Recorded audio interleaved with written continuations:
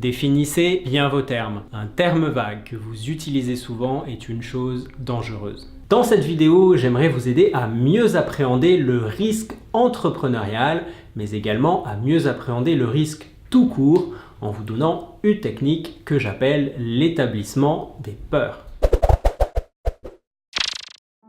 Comment prendre des risques? Eh bien, je dirais que ça commence par définir qu'est-ce qu'un risque.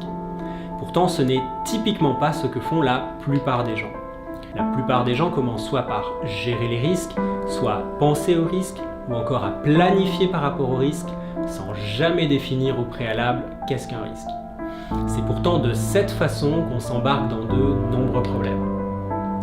Pour ma part, je définis le risque comme les probabilités ou les chances qu'un résultat négatif et irréversible se produise. La partie irréversible est extrêmement importante dans cette définition. Et la façon que j'ai de travailler sur les différentes décisions à prendre où certains risques potentiels sont bel et bien présents, c'est en suivant un exercice qui s'appelle l'établissement des peurs. Et je fais ça au minimum une fois par trimestre. Je fais ça en tout cas au moins plusieurs fois par année. C'est finalement assez similaire à l'établissement des objectifs. Mais beaucoup de personnes se concentrent uniquement sur l'établissement de leurs objectifs. Alors si c'est votre cas, c'est déjà très bien d'établir vos objectifs, mais en fait vous n'avez fait que la moitié du chemin. Pourquoi? Eh bien tout simplement parce que si vous établissez vos objectifs sans établir vos risques, eh bien c'est un peu comme si vous rouliez sans avoir enlevé le frein à main, et en l'occurrence le frein à main dans le cas présent il fait référence à la peur, c'est-à-dire aux petites et aux grandes peurs, ou au stress, ce qui est la même chose. Donc si vous êtes stressé, eh bien c'est la même chose, c'est de la peur. Donc voilà, comment travailler sur ça pour que vous soyez plus efficace et moins réactif? Comment être moins émotionnellement réactif face aux décisions à prendre et également dans votre façon de réagir vis-à-vis des circonstances extérieures? Eh bien voilà comment je fonctionne et c'est très simple. Ce que je fais, c'est que j'écris à la main. Donc j'utilise une feuille de papier, je la tourne à l'horizontale, donc ça fait 21 par 29,7, et j'ajoute 2 lignes avec une distance équivalente, et donc ça fait en fait 3 colonnes. Maintenant, la décision que je suis en train de considérer, eh bien, je la mets au sommet et c'est le risque. Et ensuite, dans la première colonne, j'écris toutes les pires choses qui pourraient m'arriver. Et l'élément clé ici, c'est d'être spécifique. Je dirais même d'être super spécifique. Donc, quelles sont les pires choses qui pourraient arriver si vous prenez telle ou telle décision? Et c'est très vaste, ça peut être de lancer un nouveau produit, faire travailler votre équipe sur un nouveau projet, virer la moitié de vos employés, peu importe ce que c'est. Ça pourrait également être de quitter votre job, d'accepter un nouveau job, de mettre fin à une relation amoureuse, de faire votre demande en mariage. Peu importe ce que c'est, vous écrivez toutes les pires choses qui pourraient arriver, avec le plus de détails possible et ça doit être très précis. Donc toutes les pires choses qui puissent arriver dans cette première colonne. Okay? Et dans la deuxième colonne, eh bien c'est qu'est-ce que je peux faire pour minimiser les probabilités que chacune de ces choses arrive. Et donc là, pareil, l'idée c'est que ce soit très précis. Enfin, dans la dernière colonne, vous mettez qu'est-ce que vous pouvez faire pour revenir au niveau où vous êtes maintenant si ces pires choses devaient survenir. Et encore une fois, donc point par point, vous descendez votre liste, qu'est-ce que vous pouvez faire pour revenir au stade où vous en êtes aujourd'hui.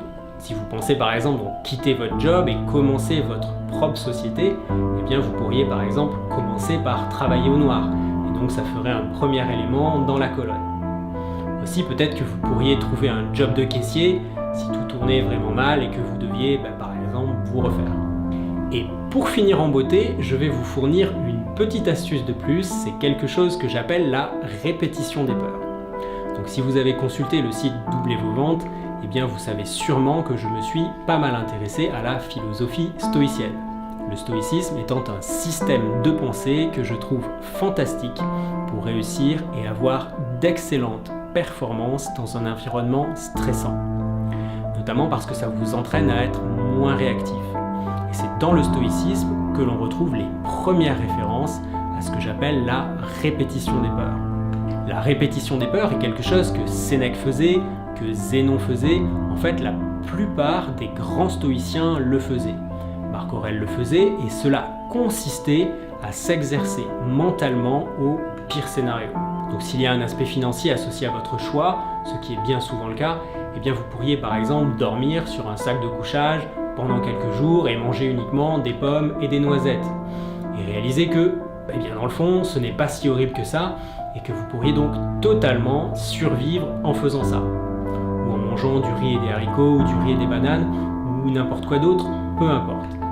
Vous pourriez aussi faire ce que je fais et qui est plus ou moins similaire, c'est de manger la plus petite affaire, comme dirait Sénèque, quelques jours par mois durant lesquels en fait vous ne mangez seulement que du riz et des bananes, ou vous pourriez même manger uniquement un seul repas par jour, ou même carrément jeûner pendant quelques jours. Ou bien encore, porter les mêmes habits pendant une semaine, juste un t-shirt sans marque, un jean pas cher, une paire de baskets. Ok, ça fera l'affaire. Donc je dirais que l'établissement des peurs et la répétition des peurs sont les deux éléments que j'utiliserai pour calculer les risques, ce qui commence toujours par les définir, c'est-à-dire la probabilité qu'un résultat négatif et irréversible se produise.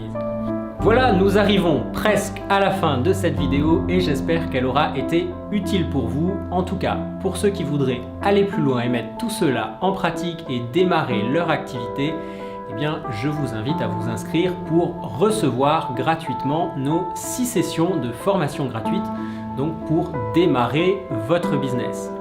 Tout cela, donc ça se passe juste en dessous de cette vidéo ou bien sur directement notre site internet www.vosventes.com. Je vous dis à très vite. Salut!